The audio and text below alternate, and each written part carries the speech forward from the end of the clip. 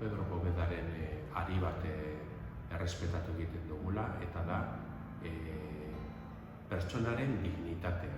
Hau da, diversitatea onartzen dugu, eta beti ahalegindu egiten gara ikaslei laguntzen. Bakoitzak bere bizitzaneko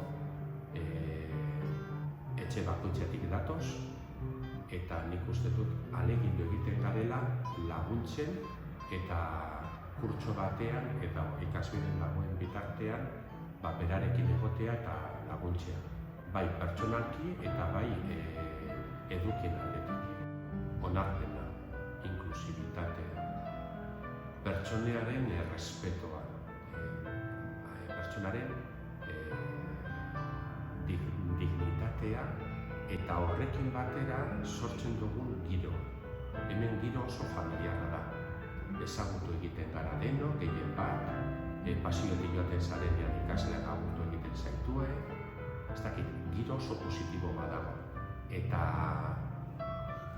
beti humiltasunez ez dugu gauza holan, ez dakit, gauza arrarorik egiten, da eguneroko gauzetaz nabari egiten dela hori.